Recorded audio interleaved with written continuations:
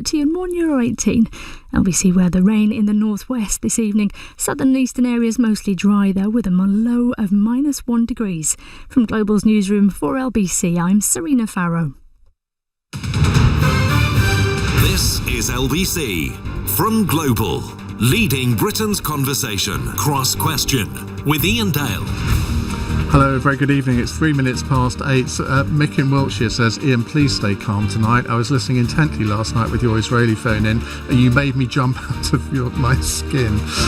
We'll try and do that. We're normally quite calm on Cross Question, and that is what we're going to be experiencing over the next hour. LBC's Cross Question, it is our weekly panel debate show this week with Penny Mordaunt, the former Defence Secretary, Conservative MP, Anna Soubry, former Conservative MP, Change UK MP, Matthew Elliott, former director of Vote Leave, and we have someone who isn't a former, he's a current MP, Stephen Kinnock, Labour MP for Aberavon.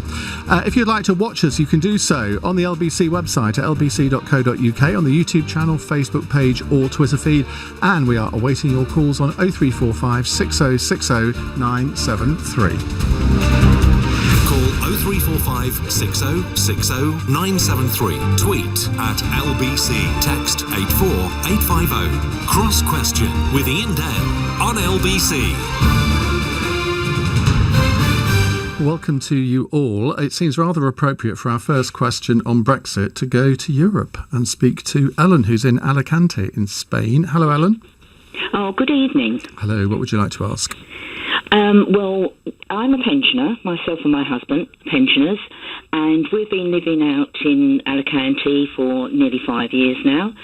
Obviously, it's been a very worrying time for lots of us here because we don't know. We're getting some answers, but not properly about exactly what if we're going to lose our healthcare. What will happen when we come back to England on visits, if someone's ill, or, that type of thing. It's very worrying for everybody out here. Right. OK, well, that's a very important question for a lot of people. I think it's 1.7 million British expats living within the EU. Anna Soubry. Well, I'm sorry that obviously you have these concerns and it is so difficult for you. And of course, as we know, that is the feeling and the views of, as you say, Ian, if there's 1.7 million people who find themselves in that situation. And I know that people obviously will be relieved on Friday that we are finally leaving the European Union, that many people will be celebrating. But there are still so many unknowns, so many questions that need to be answered. And if there's anything good about what's happened in the last 5 or 6 months, at least we have now one of the main authors of Brexit as our Prime Minister. The buck absolutely sits with him and his Conservative government, and they now must step up and answer these concerns and reassure people who are quite rightly really concerned, whether they're living in other parts of the EU or British citizens, or of course people here who are worried about business and our final arrangements and so on and so forth. So we've got to hold these people now to account, including Penny. And including Matthew Elliott. Let's come to Matthew. Let's come to Matthew next. Now, the British government here have given EU citizens a lot of guarantees, but of course the EU isn't in a position to do that. It's each individual country, isn't it? Do you feel that our government has done enough to reassure British citizens overseas as to what their rights are? Well, I wish this had been sorted out much earlier. If you look back to the referendum... Actually, I'm not going to come to you, Matthew, because your microphone isn't working. Let's go to Penny Mordaunt. Well, I agree with Matthew. I wish it had been sorted out much earlier. One of the things that I think will be good now we are finally going to leave is that we can concentrate much more on talking about mutual benefit. Whilst everyone's been campaigning to try and get all sorts of different outcomes, that hasn't happened. And so whether it's issues about our mutual security or whether it's issues that are affecting individuals on healthcare or someone that's over here that maybe has an elderly relative and is wondering what's going to happen when they get infirm, can they bring them, all those sorts of questions. That is now what everyone is going to be focused on, and that will be a good thing. I personally, as I voted to leave, I felt that common sense on all these things will prevail. Ultimately, whether it's a trade deal or whether it's these issues, it's all about mutual benefit. But you've got somebody like Ellen who clearly is worried about how this is going to impact her as an expat. I don't even know whether she will have voted in the referendum. Some did, some didn't, who live abroad. But shouldn't more have been done to reassure people like Ellen about their futures? Well, I have been critical about this, because I think it's not just about the policies, and obviously we all know what's happened over the last few years, why certain things hadn't been gripped, why people had been campaigning for one outcome and another.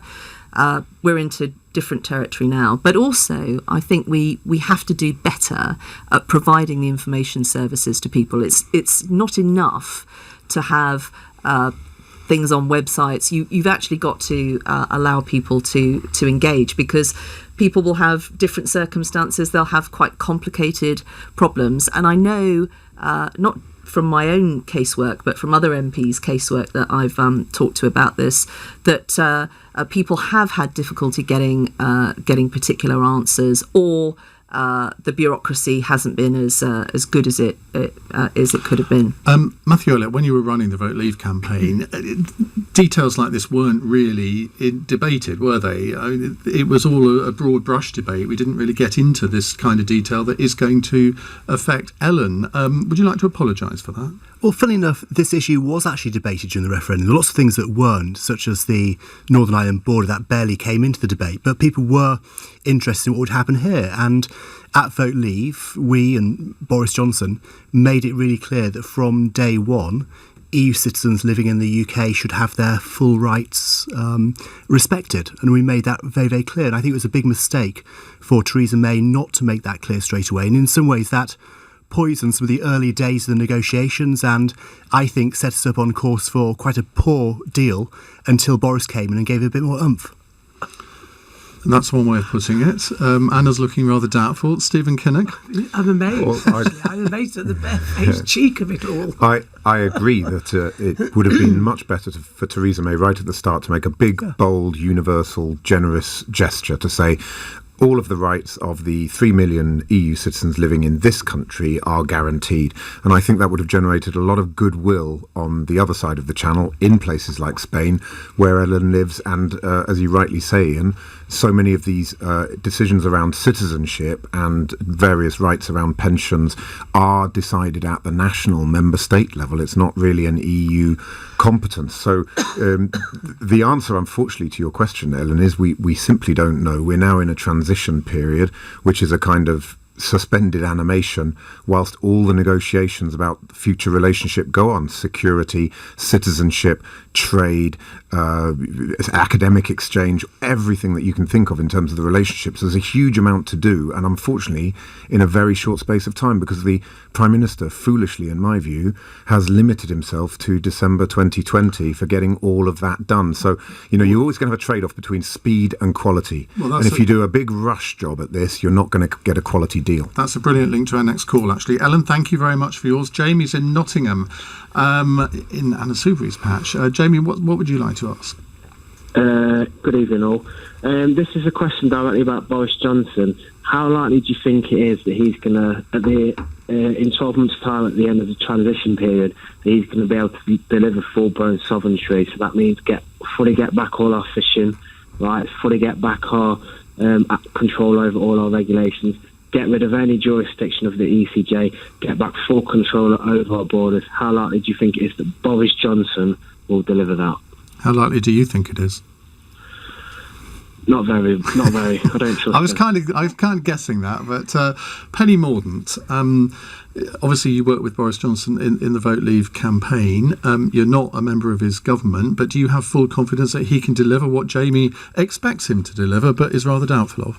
Well, I think it is possible to do this, and I say that because although we have been restricted from formal negotiations with member states about a whole raft of issues, there have obviously been conversations going on. People have been zooming around capitals. A lot of preparation has gone into this. I don't know whether the scepticism is about the scale of the task or the individual doing it, but I would say this about Boris. He tends to try and find good people. And his style, it's rather Nelsonian, if I may, as a Portsmouth person say this. He has a sort of Nelsonian style where he finds good captains and he trusts them and sets a clear direction. And so I think that he has clearly thought about building a good team, and I don't just mean politicians. I mean people who are very competent in trade, but also in other areas as well. But don't you expect there to have to be compromises here? We keep people keep talking about fishing for finance, or having to make concessions on fishing to get full access for financial service companies. Well, he's been quite clear about the things that he's not going to compromise on. Obviously, everyone focuses on fishing because what happened last time at the 11th hour, and he's been very clear that he's not going to do that. I do think that one of the reasons why we've had such difficult negotiations to date has been because it was not certain to some people that we were actually going to leave, and there were campaigns running. There were all sorts of things going on. That is not the case now. It's not going to be the case at the end of this month. I was talking to Matthew earlier. We knew it really wasn't going to be the case when the election result came in. So that means that what everyone should be focusing on now is mutual benefit. And I personally don't think that there are winners and losers in good negotiations. There are both sides can be winners, and that's what we should be focusing on. What's in the best interests of our citizens? Stephen Kinnock, you're clearly not going to say that you think Boris Johnson is going to achieve all of this by the end of the year, but no one thought that he could really achieve a deal in October. Very few people thought that he'd be able to get the EU to reopen the withdrawal agreement, yet he did achieve that, didn't he? What he did was took Theresa May's deal and then threw Northern Ireland under the bus. Yep. So it was simply a rehash, but putting a border in the Irish Sea, which I think will take us very close to the reunification of Ireland in the not too distant future, which for the Conservative and Unionist Party to pursue that policy is quite extraordinary. But what I found also extraordinary was Sajid Javid, the Chancellor, saying there will be no alignment. Which he and went then back said, on a few days later. Yeah. And then said, some businesses will win from that and some businesses will lose. It's extraordinary. The Chancellor of the Exchequer is simply standing up glibly saying there's going to be businesses that lose out from this deal. I think this deal could be done in 12 months if it was based on alignment. But the more you diverge, the more barriers the European Union will put up. And if you don't have alignment on consumer rights, environmental standards, worker standards, the EU will say, well, we're not going to do a deal with a country that's just trying to undercut all our standards.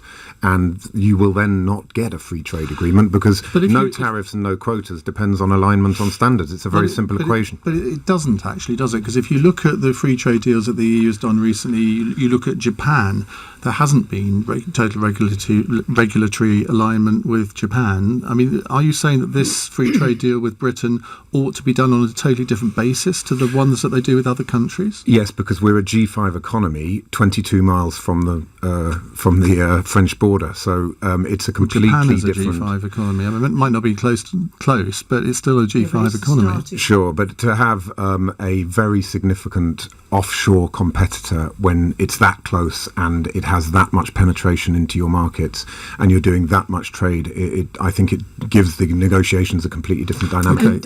And you are starting from a completely different point of when you do the trade deal with either Canada or with Japan, you were starting on the basis of we don't have free trade, we've got lots of barriers, so we want to get some of these barriers down. We start from a unique position where we have no barriers. Well, that's a good thing, isn't it? That should make it easier. Well, no, because you've got to, and this comes back, I know people are fed up to the back teeth with Brexit, to the fact that we still, as a country, as government, have not decided what we want our final relationship with the European Union to be. And Stephen's absolutely right. You've got the Chancellor 1 minute saying, oh, we don't want regulatory alignment. And then the next week he said, oh no, but we do. And then you have Priti Patel, the Home Secretary, saying we're not having any regulatory alignment.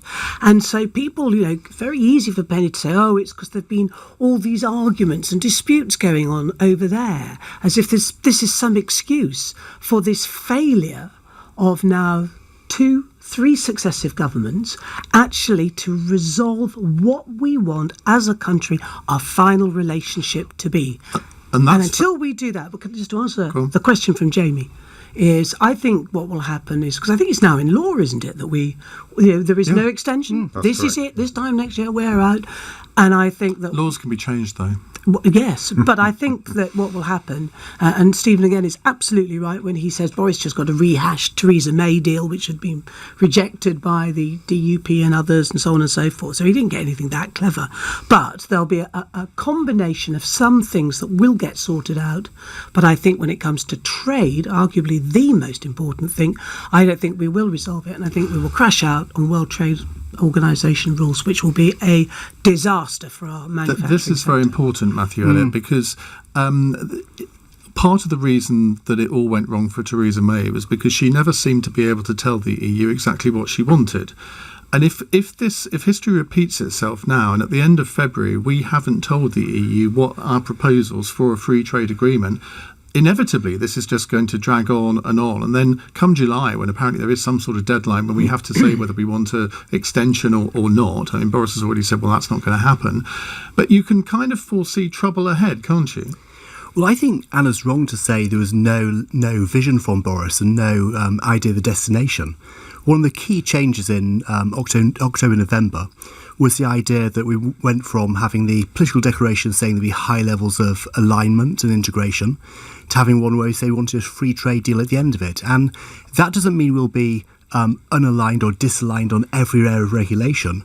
What it means is the government wants the right to be allowed to have different regulations in different areas. So I think when it comes to, for example, the automotive industry or the car industry, you might imagine a situation where the government decides actually we'll go along with EU rules and keep with that. But with the new sectors that are coming along where they may want a different approach, they want the right to have those new levels of regulation. That's about taking back control. That's about having the regulatory freedom. What if the EU says, well, you can't cherry pick here. Exactly. Fine, we'd love you to have the same regulations on cars, but you've also got to have the same regulations on everything else too. Including financial services, which is absolutely part and parcel. I think a few things will sector. focus their minds. One is that the UK is, of course, their biggest export market, a very crucial customer for them.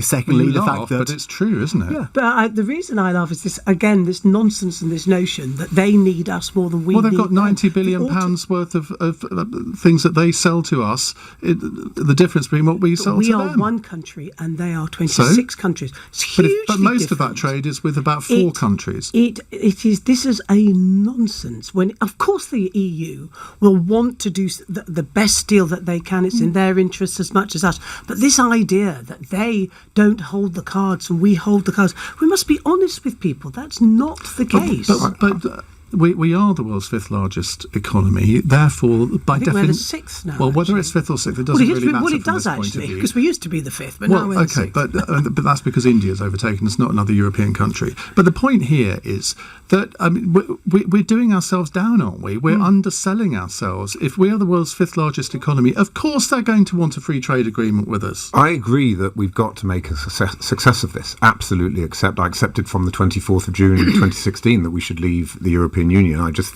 disagreed with the way it was being done. But optimism is not a strategy.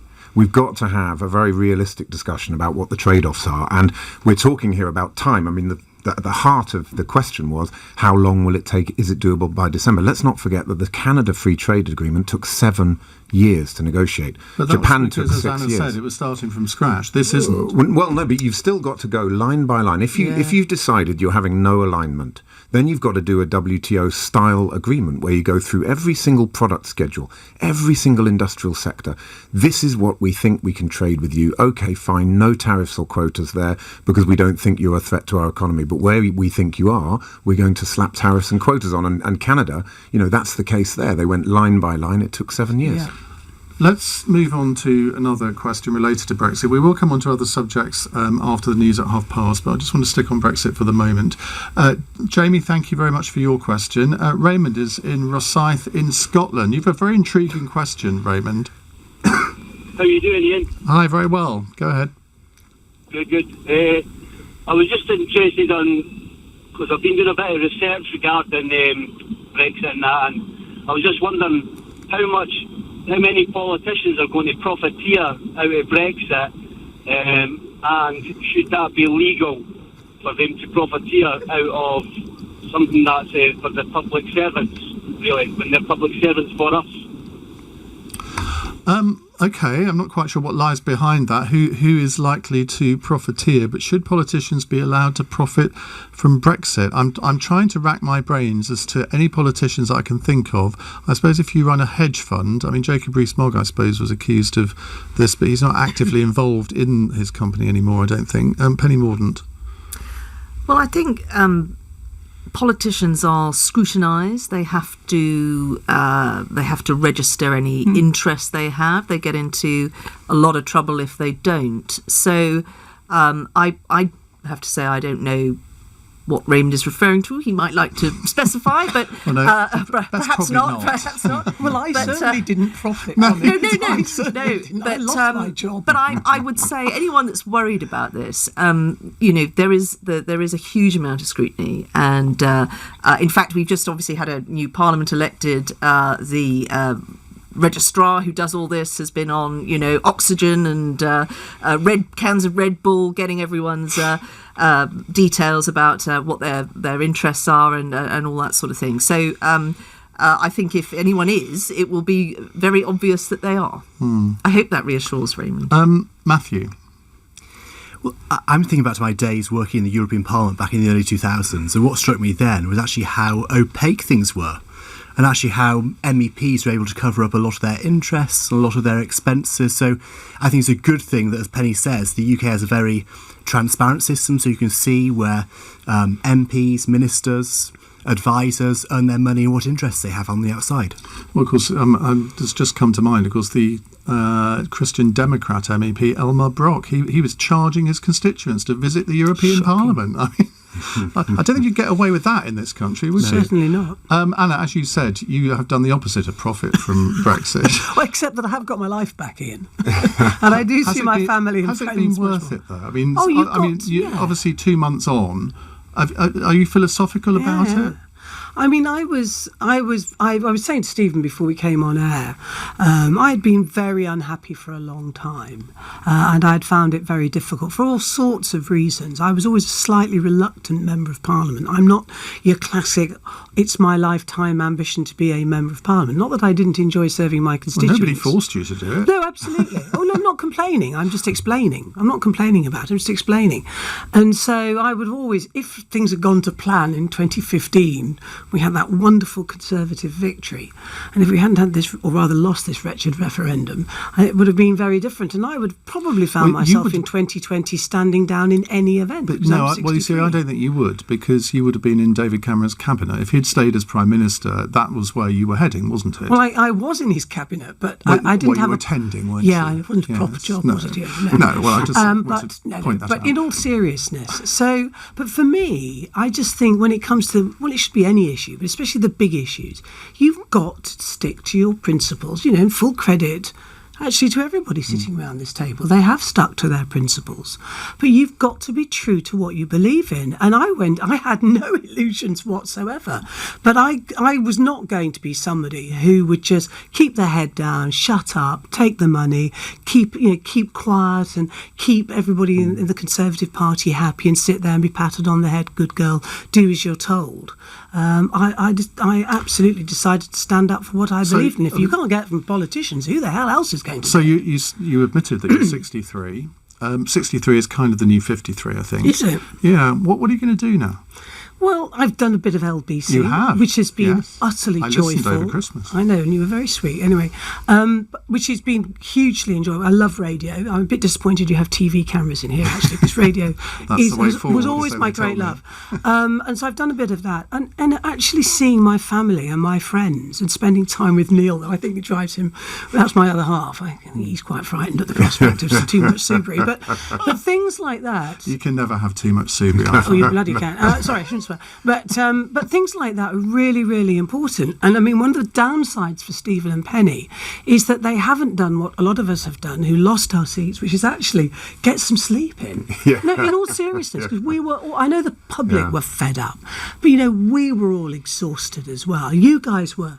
Everybody was exhausted by the whole thing. I had 17 days off over Christmas and it did me the world of good. Yeah, seriously. I didn't realise how tired I was. And if I was tired, God knows what you were. Well, Dominic, guys, because I still see, or speak a lot to Dominic Grieve, and he said that he's just sleeping. Yeah. The most extraordinary, long sleeps. Obviously, we don't sleep together and have those long sleeps. Thanks for clarifying that, because we were all wondering. But no, in all seriousness, there's no dishonour in being true to your principles, going back to your electorate and losing. Obviously, you should be in politics to win, but you shouldn't be in politics to win at any price, especially your principles. Stephen, you must have gone. I mean, we're going off the question because I wasn't quite sure what that was driving at. But obviously, I think we can all agree that nobody should be allowed to profit from what they're voting on. Yes. But I mean, you've been in a political family all your life. You're married to the former Prime Minister of Denmark. Yeah. I mean, what's the last year been like for you? Because you kind of have seen it all before a little bit, haven't you?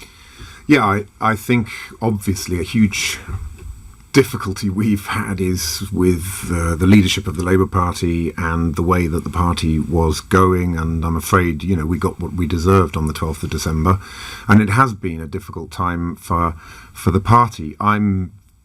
I would never do anything but stay and fight.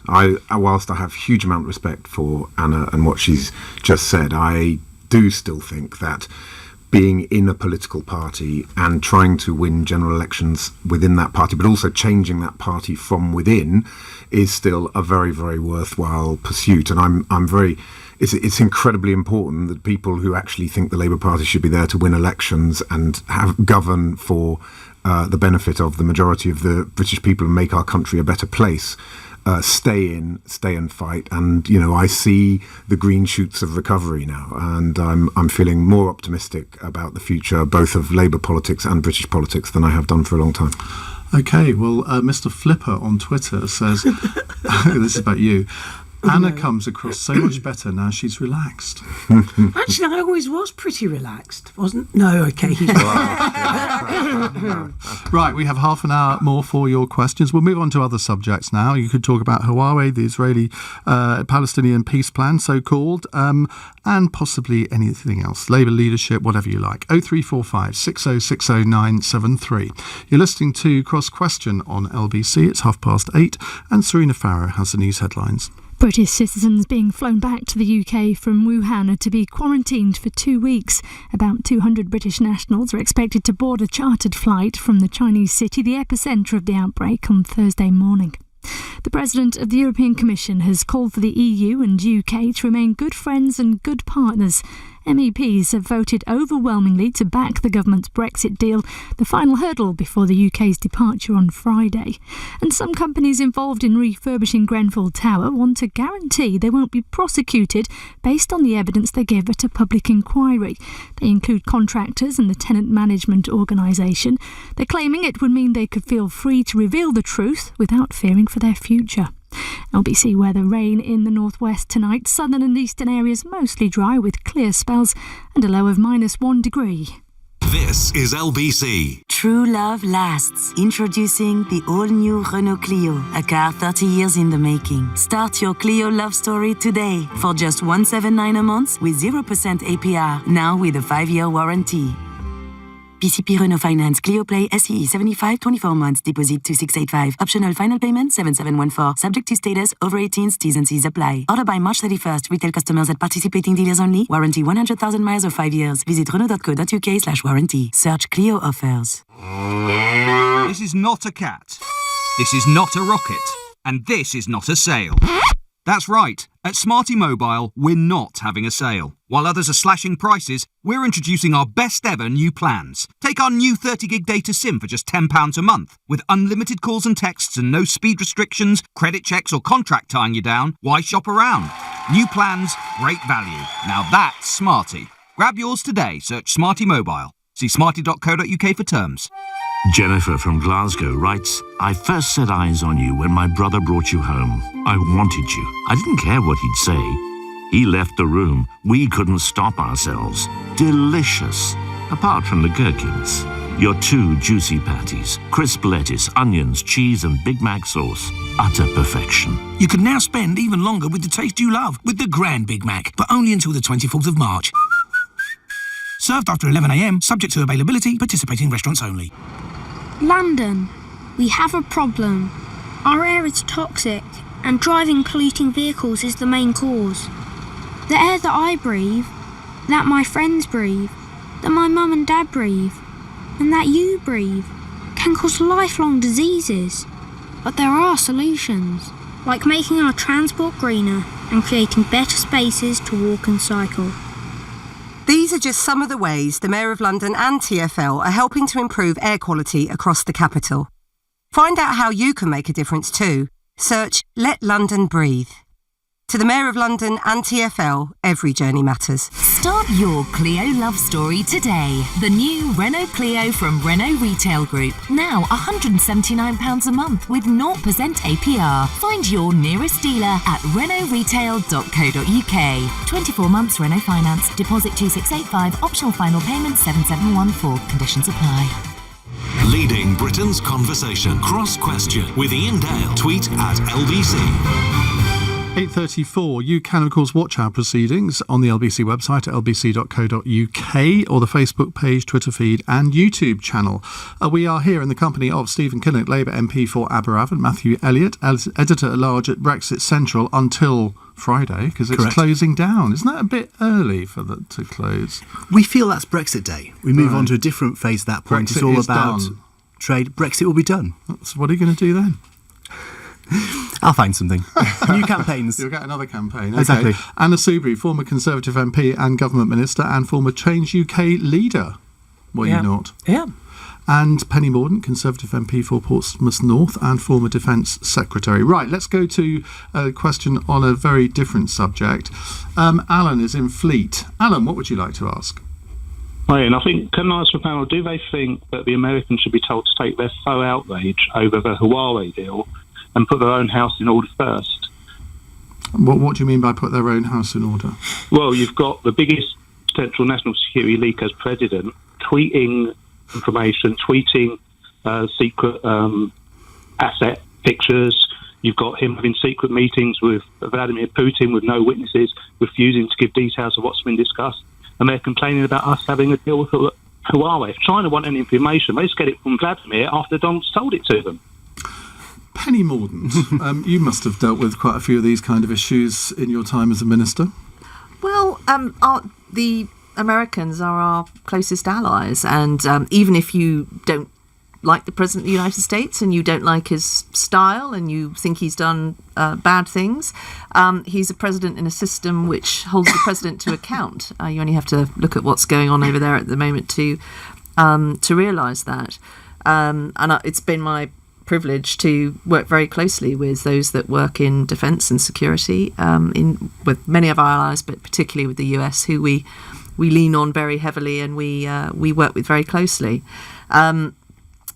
Two parts to that question. The second really about Huawei. I've obviously expressed concerns about the situation. I think that we should never put ourselves as a nation in this position again. It is. Why are we in this position? We're in this position because we have not been looking far enough down the track. We don't think long term. I mean, it's one of the things why I'm always very keen that we try and work together with other parties, because around big issues, whether it's defence, whether it's social care, unless we actually build a bit of a consensus and we have a centre ground and a common view on certain things, we can't take that long-term view as a nation. And what we should have been doing with our allies and nations that we trust and that operate under international norms and good business standards is to develop technology and options for us as nations. And we've been put in this very difficult position because we haven't done that as a country. The NSC have clearly had a very difficult decision to take. What do you think you would have been arguing had you been sitting around that table? I'd have wanted to know the details about the alternative. I always think there are alternatives. That was the problem. Well, there are alternatives. There would have been a cost to that in terms of the speed of the take-up of this technology and the potential impact on the economy. But we're not in this situation on our own. There are other nations and partners that we work with who are in the same situation. But I'm sure they will have looked at those things. So they have taken this decision. I think for those of us that aren't around that table, all we can try and do is to really understand the detail and to try and ensure that, as I think there is, a plan in place to mitigate that risk and to, over time, manage it out. But it's very, very regrettable. And I think also it sends a message to states and companies that don't operate under those norms that they can get away with it. This is, I think, going to have to be voted on in Parliament. Am I right? And if it is, how will you vote? Well, it depends what the vote is, because I would imagine the opposition may put a motion down. I have on various things. I have rebelled occasionally, but I think you only do that when it makes there is a reshuffle coming up, Penny. Well, you only do that. Only do that if it makes a difference, and ultimately, these decisions are taken by the NSC. I have a little bit of insight on these issues because I was on that committee when these issues were being discussed.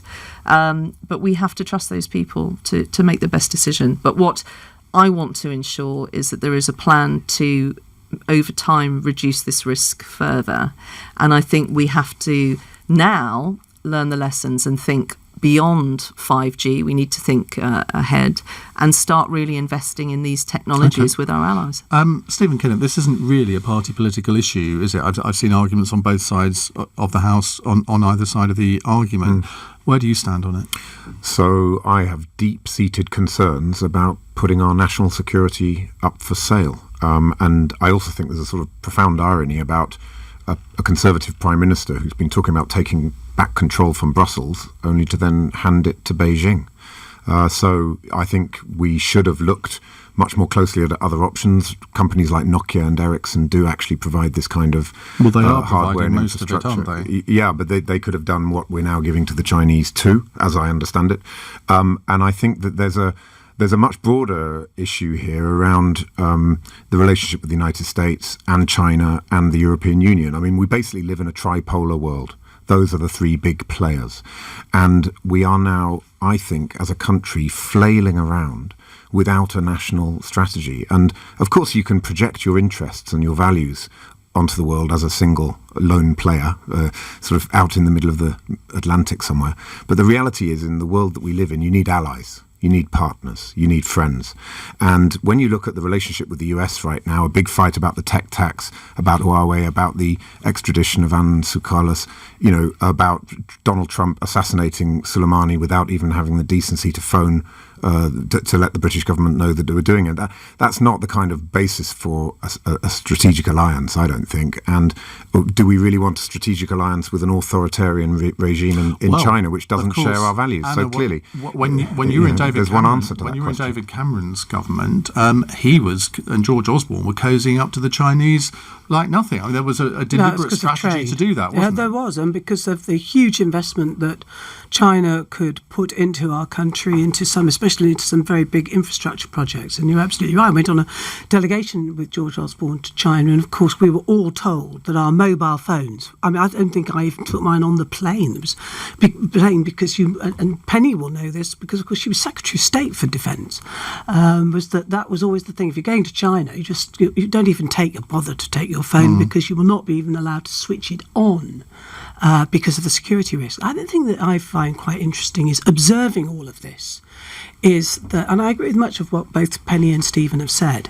is that in a healthy democracy, you have to have a good, strong opposition that is there to hold the government to account, to be rigorous, and to hold its feet to the fire. And it struck me that Labour's position was just, well, if the Americans say they don't want us to do this, so if Boris Johnson does do it, then he's just in Trump's pocket. And they saw it through that prism, and not well, that's how it came over. Sure, but that's not where I'm coming from. No, but this is about the national interest. Yes, that's you, Stephen, and you're very sensible, and you're very moderate, and you always, do say these responsible things. But unfortunately, the leadership of the Labour Party, and I think that's still in the grip of that hard left in its membership, didn't do that at all. And as soon as Raab stood up and said, well, actually, we aren't going to do what the Americans tell us to do, and I thought the 35% began to make some sense. It was like Labour went, oh, all right, then took their bat and ball home, and that was the end of it. And so the rightful, rigorous questioning of it, nothing wrong with any of that, came from the Conservative backbenchers. I'm actually not, no disrespect, not interested particularly in what David Davis and some of these other people think. The two people that struck me, as you must listen to, was Ben Wallace, new Secretary of State for Defence, who has been clear that and he only goes on the advice that he has given. Again, Penny will know that you sit with these very senior security chiefs, you get your briefing, and he was against this, and I listened to that, and I listened to Tom Tugendhat, who's just been re-elected as the chair of the Foreign Affairs Select Committee, and he too was deeply concerned about it. So Ben Wallace, the Defence Secretary, are you saying that he's actually changed his mind, having got all the advice? No. Ben was argued apparently in the National Security Council against it. Well, how do we know that? Oh, because he said so. Well, he shouldn't be. Didn't another Defence Secretary lose his job for No, because he discussed the fact that they had the rigorous debate, and he's accepted cabinet responsibility quite properly. Well, then he shouldn't have said that he was against it, I think he's published I haven't read his article, but he's published an article today saying that he supports the decision because it is, as well as the cap, there is a plan to mitigate this out of the system. So that makes sense. He's clarified his position. Matthew, I'm going to ask you for a short answer. It's quite extraordinary. It's the phasing out they need to focus on, and to get this to win over people. And we hear about the maximum of 35%. What we haven't heard about is the plan to phase it out. And I think people were reassured by that. If over the next 18 months a new technology can come in, people will be fine by that. That's a very short answer. You'll get the longest answer in the next one, I can assure you. We have to go to a break. Stephen Kinnock, Matthew Elliott, Anna Soubry and Penny Mordaunt here with you and with me until 9. We're going to have a question on the Labour leadership next. It's 8:45. This is LBC. After 3.5 years. Dare to dream that the dawn is breaking on an independent, united kingdom. Let June the 23rd go down in our history as our Independence Day. With the country and government still wrestling over the result, was it ever going to happen? The ayes to the right, 202. The noes to the left, 432.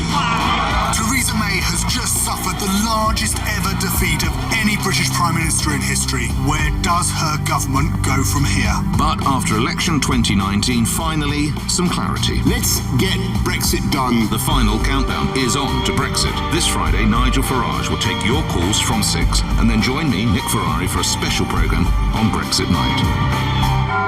And if Parliament won't play the bongs of Big Ben, then I will. This Friday on LBC. Marooned in deep space and no sign of help? Don't panic. And with the AA, the app lets you track the mechanic right to your side. I'm thinking of joining the AA. I don't think they accept cats as members. Who said anything about being a member? I want one of those shiny yellow jackets. Ow! There are lots of smart reasons to join the AA. You'll get unlimited call-outs, our tap and track app, and we'll get you going again in around 30 minutes of arrival. Switch to a different kind of breakdown service from just £6 a month. Visit theaa.com. New customers only. T's and C's apply.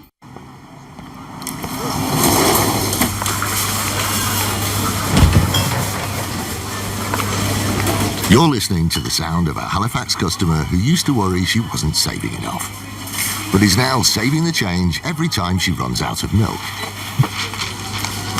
Switch on Save the Change, and when you use your Halifax Visa debit card, we'll round up to the nearest pound and put the difference into your chosen Halifax savings accounts. Making small changes to your lifestyle could improve your chances of staying healthier longer. Start now by taking our free How Are You quiz. Just search 1U. As a busy mum, you're juggling loads of things. And when your kids are ill, you just want to help them feel better. But remember, you don't always need antibiotics to help them get better. For things like sore throats, coughs and colds, you can get advice from your local pharmacy. They'll recommend medicines to help with symptoms or pain. And the best thing is, you don't need an appointment. To find your nearest pharmacy, search NHS Choices. You can't stop a sneeze. But with Dettol, you can help stop it spreading from surface to surface. Kill 99.9% of bacteria and cold and flu viruses living on your surfaces. Clean it, kill it, and help stop the spread of cold and flu with Dettol. See instructions on pack. Teaching shapes lives. If you're considering a career in teaching, you could be eligible for a £26,000 tax-free training bursary. Find out about the financial support to help you start your career in the classroom. Teaching. Every lesson shapes a life. Search Get Into Teaching. Bursary subject to eligibility. Selected subjects only. Stop searching for the same car as everybody else and switch it up to the all-new Vauxhall Corsa. Right now, it's only £199 per month with an initial rental of $597. Search new Corsa offers. Vauxhall. New rules Britannia. Personal contract hire on Corsa SE 1.2 75 PS with brilliant paint. Subject to status, T's and C's 18+. Initial rental 597 plus 47 months at 199. 32,000 total contracted mileage. You want to own the car. Vauxhall Finance Leasing. Customer orders placed by 29th of February 2020. Cross Question with Iain Dale on LBC. Call 0345 6060 973. 11 minutes to 9. Graham has texted, if Mr Kinnock was a leadership contender, I would have joined the party just to vote for him. He's moderate, level-headed and fair. Didn't say anything about good-looking, but we've had several of those, though. Did you think about it? No, not really. And I have to say, once Lisa Nandy confirmed that she was going for it, that certainly brought any thoughts I might have been having to an end, because... Oh, so you did have some thoughts. Look, I mean, I think... we needed to have somebody on the ballot paper who had taken a sensible... Before you go on, we've got a question on this. Sorry. I've sort of rather preempted James in Kilburn. James, what is your question? Oh, yes, good evening, Ian, Hi. and the cross-question panel. Yes, will we have to wait for a new centre-left party to emerge in order to defeat the Tories? Stephen? No, I don't think so. I think we need a new leader to emerge to turn the Labour Party back into what it really is, which is a mainstream democratic socialist party that can do the things that I'm pretty sure you're hoping you'd want to see from the Labour Party. And the right leader, in my view, is Lisa Nandy. The exam question for the country and for the party is how to close the massive gap that we have between London and the South East and the rest of the country. The wealthiest region in Europe is Inner London, and of the 10 least wealthy regions in Europe, 9 of them are in the UK, and that is a statistic that should shame us all. That cannot be true when you look at some of the poverty in places like Romania and Bulgaria. No, if you look at the number, there's 10 of the least wealthy regions. One of them is in Belgium, and the rest are in the UK.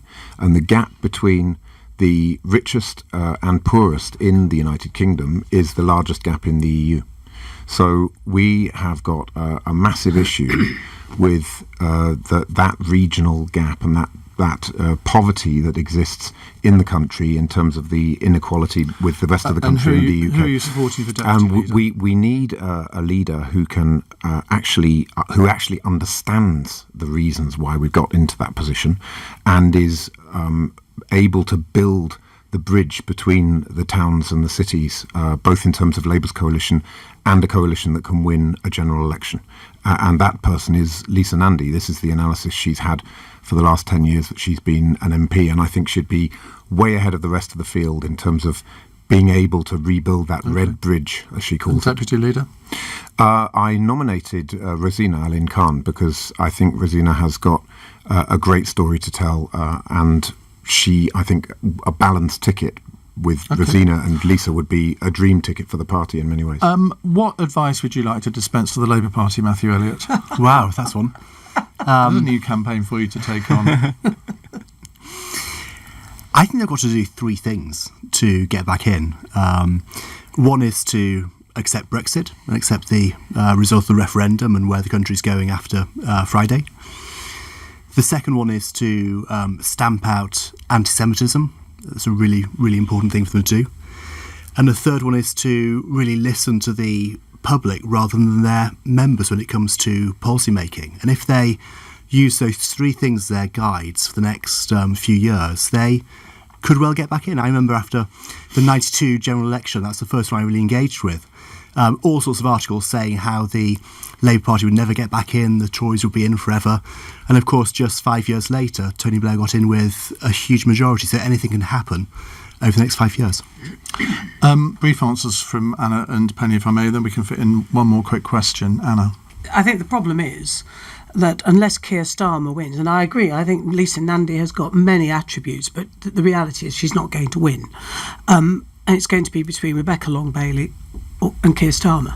And if Rebecca Long-Bailey wins, then the Labour Party is absolutely doomed for many of the reasons that Matthew's identified, because the old hard left will still be in control of the Labour Party. They're not going to win, as they didn't win under Foot and under Corbyn and so on and so forth, history repeating itself.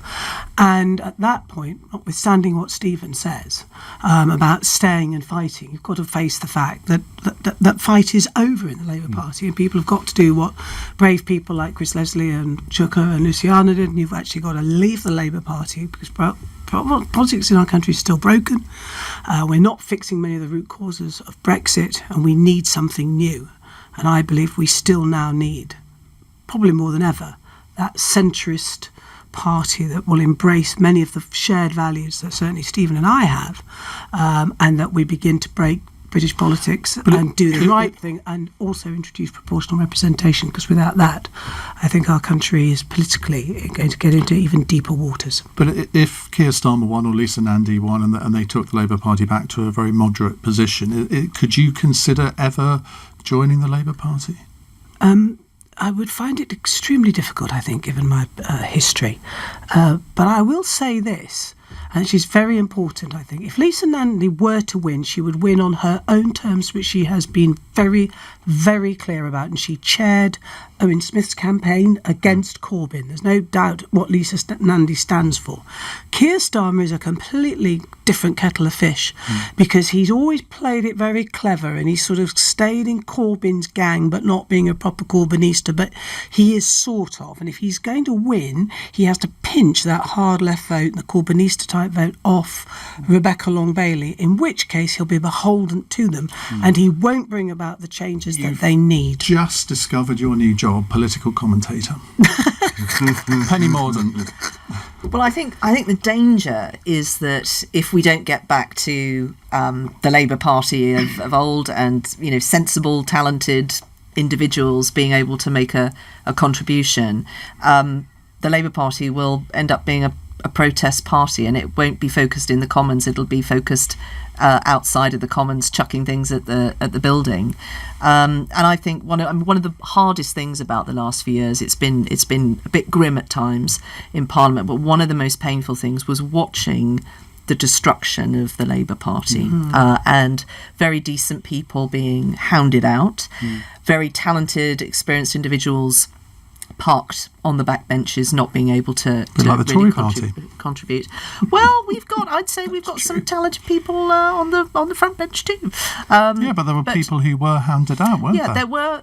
I mean, Ken Clark. I have Ken Clark and Philip Hammond, gone into two former chancellors. bat for those people. I do believe that if parties aren't broad churches, that's not a good thing. But Right. I do think that this is a key moment for the Labour Party. We've got time for a quick question, but I'm going to have to ask for fairly brief answers. James, thank you. Let's go to Mark on the Wirral. Hello, Mark.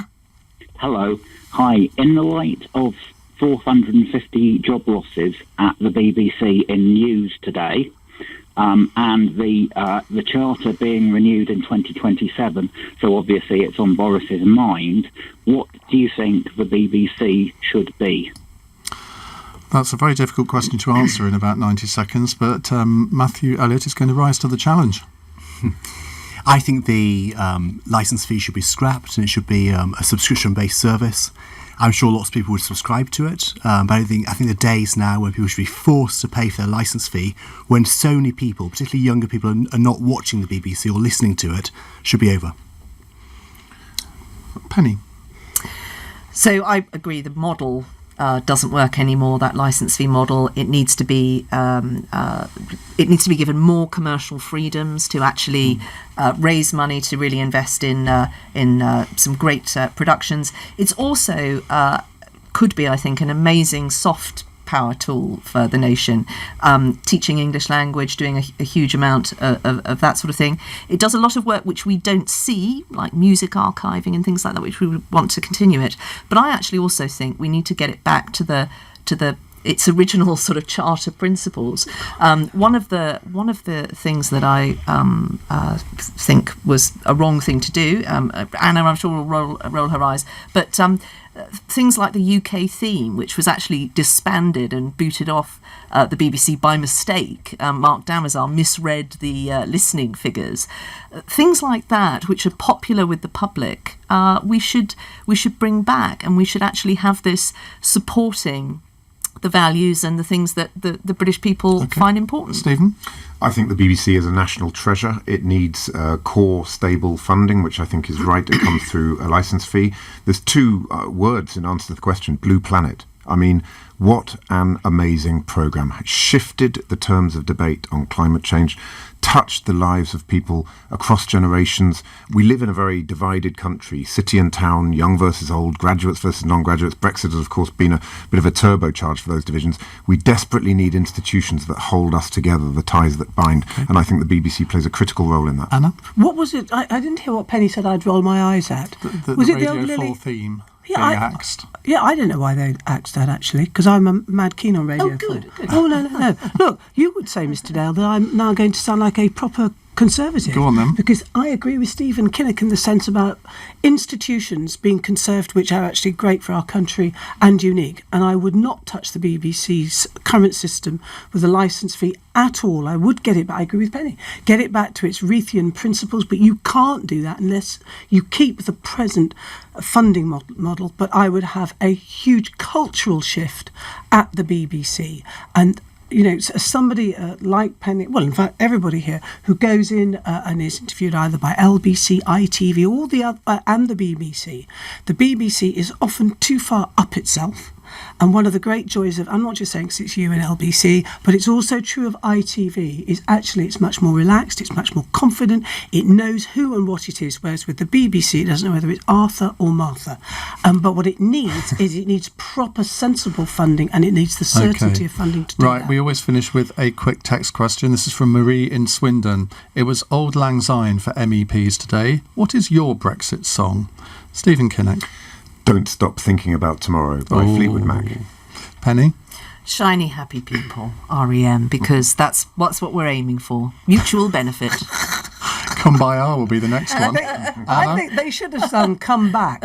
Baby, come back. Oh, you're actually going to sing it as well. And it was made by The Equals. I just Googled it, actually, who said it was The Equals. Oh, was it? I do know the song. Better. It's a great song. Matthew, can you do a better one than those three? At the risk of annoying lots of Labour supporters out there, things can only get better. Oh, no. Well, there is a song on iTunes you can get by Cheeky one. Dominic Frisby called 17.5 million, I can't say the next bit, F-offs. But it's apparently proved very popular. I won't pick that. I'll pick Waterloo. Right. We shouldn't forget the Just 'cause I like 48% ABBA. though. No, we shouldn't. And that's You why know, I there'll be won't- a lot very That's why I unhappy. won't be in Parliament Square on Friday Quite night. right. There'll be a lot of very sad people on Friday, and rightly And so. some very happy people too. And Two of a lot them of relieved in this, well, three people in the studio. Yeah. Anna Soubry, Matthew Elliott, Stephen Kinnock, Penny Mordaunt, thank you very much for joining us on LBC. We've enjoyed having you with us. In a moment, we are going to go through the entrails of Labour's election loss, because apparently they say, move along, nothing to see.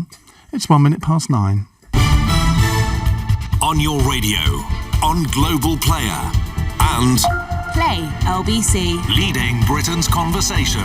This is LBC. From Global's newsroom, hundreds of British people are to be placed in quarantine for the next fortnight on their return from Wuhan in China. A repatriation flight is expected to leave the city at the of the coronavirus outbreak tomorrow. Sources say they could be held